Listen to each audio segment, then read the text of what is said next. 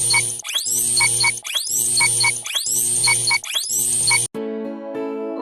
Swastiastu. Halo semuanya, selamat datang. Perkenalkan, nama saya Olga Sefimawati Kas, mahasiswi program studi D3 Akuntansi, jurusan Akuntansi, Politeknik Negeri Bali. Pada kesempatan kali ini, saya akan menjelaskan mengenai apa itu HIV.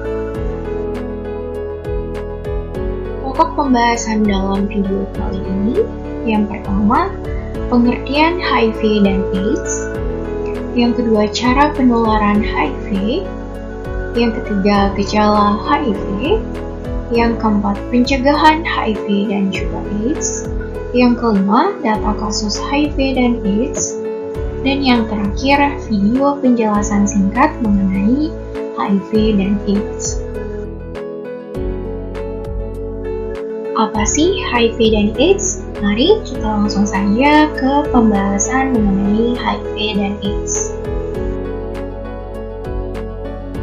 Apa sih itu HIV atau AIDS?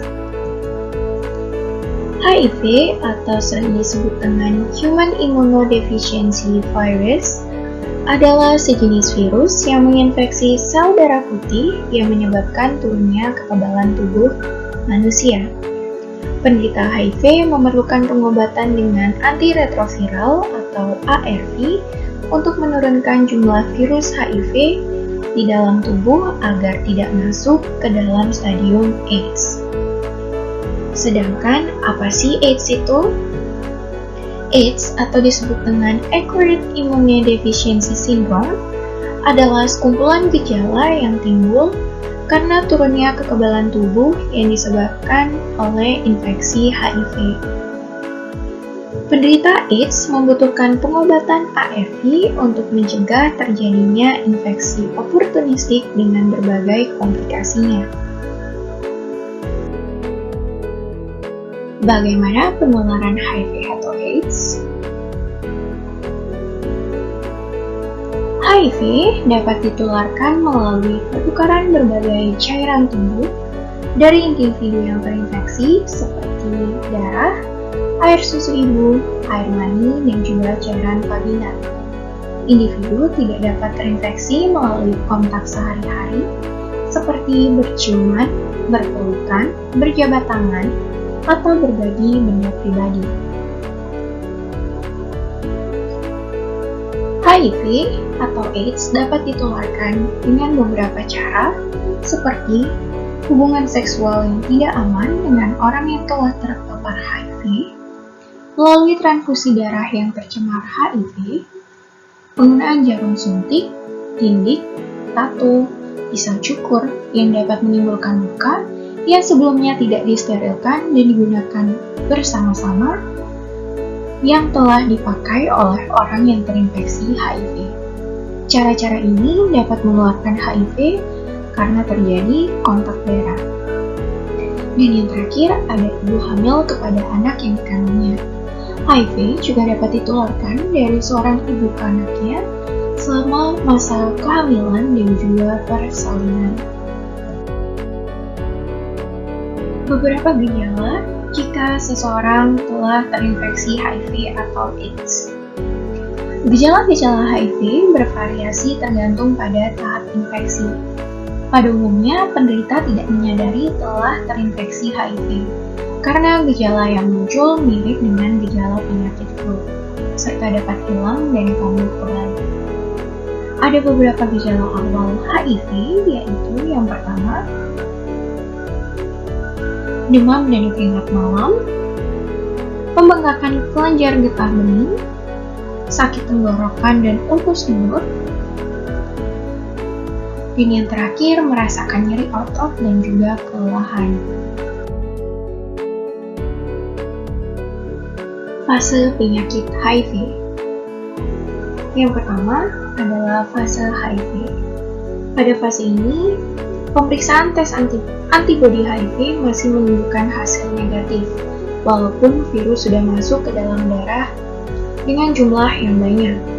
Antibodi yang terbentuk belum cukup terdeteksi melalui pemeriksaan laboratorium karena kadarnya belum memadai.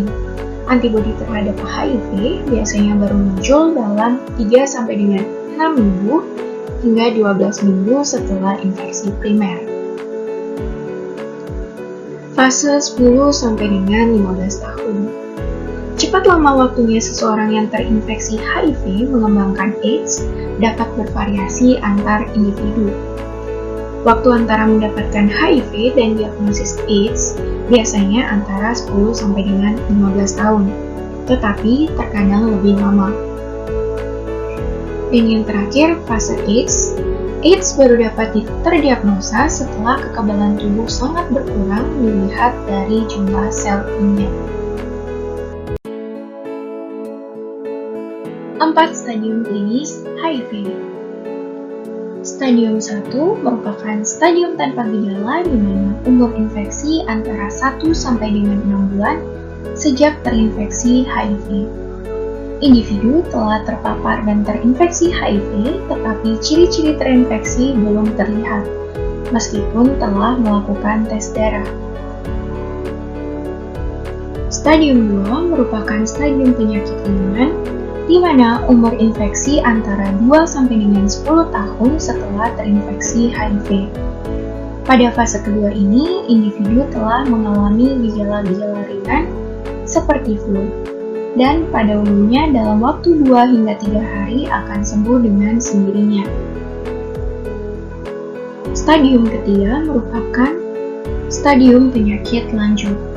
Pada fase ini mulai muncul gejala-gejala awal penyakit, tetapi belum ditetapkan sebagai gejala AIDS. Gejala-gejala yang berkaitan antara lain seperti keringat yang berlebihan pada waktu malam hari, diare terus-menerus, pembengkakan kelenjar getah bening, flu yang tidak sembuh-sembuh, nafsu makan yang berkurang, badan yang menjadi lemas, serta berat badan terus berkurang. Pada fase ini, sistem kekebalan tubuh mulai berkurang. Stadium keempat merupakan stadium penyakit berat. Pada fase ini, setelah ditetapkan sebagai fase AIDS.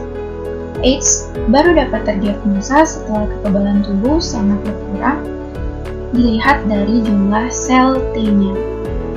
Pada fase ini mulai timbul penyakit dengan infeksi oportunistik, yaitu TBC. TBC merupakan infeksi paru-paru yang menyebabkan radang paru-paru dan kesulitan bernafas.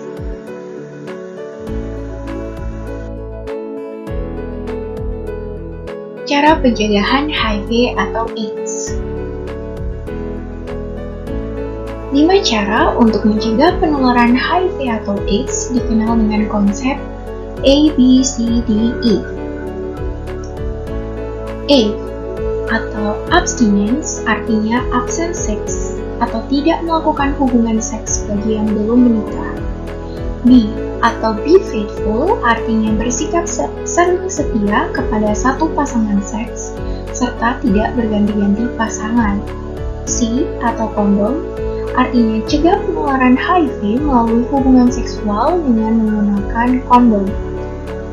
Yang keempat, D atau drug no artinya dilarang menggunakan narkoba menggunakan jarum suntik.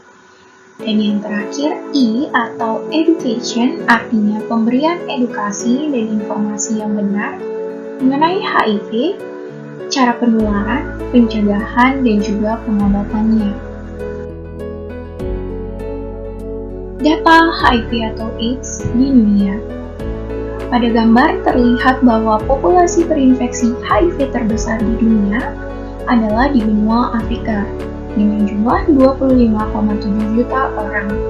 Kemudian berada di Asia Tenggara dengan 3,8 juta orang dan di Amerika dengan 3,5 juta orang.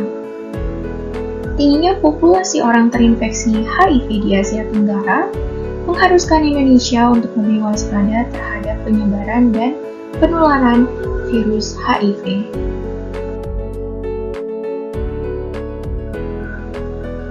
Grafik kasus HIV dan AIDS. Meskipun cenderung fluktuatif, data kasus HIV/AIDS di Indonesia terus meningkat dari tahun ke tahun. Seperti pada gambar, terlihat bahwa selama 5 tahun terakhir, jumlah kasus HIV di Indonesia mencapai puncaknya pada tahun 2019, yaitu sebanyak 50.282 kasus. Berdasarkan data WHO tahun 2019, terdapat 78% infeksi HIV baru di regional Asia Pasifik.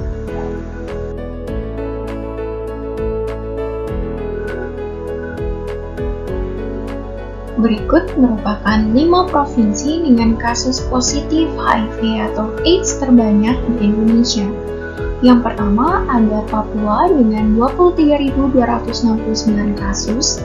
Yang kedua ada Jawa Timur dengan 21.016 kasus. Yang ketiga ada Jawa Tengah dengan 12.565 kasus. Yang keempat ada DKI Jakarta dengan 10.672 kasus. Dan yang terakhir ada Provinsi Bali dengan 8.548 kasus. Berikut merupakan gambar tabel tes positif HIV menurut kelompok berisiko. Berdasarkan laporan SIHA tahun 2019, menurut kelompok berisiko, lelaki seks lelaki menempati peringkat ketiga untuk persentase HIV positif yang melakukan tes HIV, yaitu sebesar 8,75%. Peringkat kedua adalah pelanggan pekerja seks sebesar 10,57%, dan peringkat pertama adalah serodiscordant sebesar 92,19%.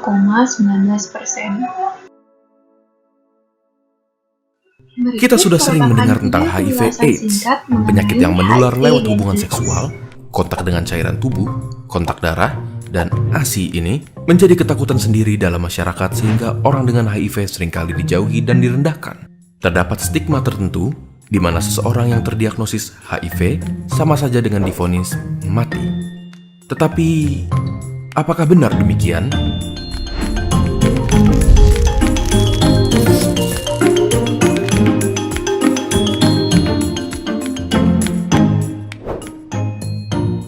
HIV bekerja dengan melemahkan sistem kekebalan tubuh. Virus ini bekerja perlahan dan sulit untuk mendeteksi gejala awalnya, dan hanya dapat diketahui dengan tes laboratorium pada tahap awalnya. Semula, gejala yang hanya berupa demam, keringat malam, sariawan, dan dapat dibilang seperti gejala flu, merupakan fase pertama dari infeksi HIV. Pada fase kedua, virus berkembang biak secara perlahan tanpa memberikan gejala sama sekali. Rata-rata infeksi HIV berkembang menjadi AIDS, Acquired Immunodeficiency Syndrome, yaitu fase ketiga di mana kekebalan tubuh sangatlah lemah sehingga kuman yang ada di sekitar kita dapat dengan mudah masuk ke tubuh tanpa perlawanan yang berarti. AIDS rata-rata terjadi setelah 10 tahun terinfeksi HIV. Lalu, apa yang bisa kita lakukan untuk mengatasinya? Obat antiretroviral sebagai pengobatan HIV tidak menyembuhkan penderita, namun mencegah pertumbuhan virus dalam tubuh. Dengan terkontrolnya jumlah virus, maka sistem kekebalan tubuh akan terlindungi dan menghindari perkembangan HIV menjadi AIDS. Sejak adanya obat ini, harapan hidup penderita HIV dapat menjadi sama dengan orang normal jika mereka terdiagnosis tepat waktu, serta mengikuti pengobatan dan kontrol yang teratur. Salah satu contoh pasien HIV yang terkenal adalah Magic Johnson, pemain basket asal Amerika Serikat. Dia mengaku terjangkit HIV pada tahun 1991. 27 tahun berlalu sampai sekarang, ia masih giat menjadi aktivis HIV, dan apakah kalian tahu? Dia tidak mempunyai keluhan medis. Mengapa bisa? Dia mengkonsumsi obatnya secara teratur. Sebagai tambahan, pasangan yang positif HIV tidak langsung ditakdirkan untuk mempunyai anak dengan HIV juga. Hal ini dihasilkan dari pengobatan yang membuat jumlah virus cukup rendah untuk tidak menginfeksi janin. Pada proses kelahiran, ibu akan menjalani kelahiran secara bedah sesar sehingga menghindari kontak dengan darah ibu. Setelah itu, bayi yang baru lahir akan diberikan antiretroviral therapy untuk mencegah kemungkinan virus yang masuk saat kelahiran. Hasilnya, dalam situasi seperti ini, kesempatan bayi untuk tertular HIV dari orang tuanya diperkirakan kurang dari 1 dari 100. Memang kesetiaan berobat adalah kunci untuk menghindari perkembangan infeksi HIV menjadi AIDS. Tetapi, stigma sosial yang ada menghalangi keberanian penderita untuk datang berobat rutin. Mungkin hal ini dapat diubah dari masing-masing diri kita sendiri. Memberikan dukungan dapat merubah begitu banyak kehidupan para penderita HIV untuk berani berobat dan menjalani hidup yang lebih baik. Setelah mendengar ini, apakah menurut kalian ada harapan untuk melawan HIV? Ayo kita sama-sama memberi dukungan kepada saudara-saudara kita yang sedang berjuang melawannya. Salah satu caranya bisa dengan membagikan video ini. Jangan lupa subscribe untuk mendukung kami dalam mengedukasi lebih jauh lagi. Jika ada topik yang kalian ingin kami bahas, kalian bisa tulis di kolom komentar untuk kami lihat. Terima kasih dan sampai ketemu di video berikutnya.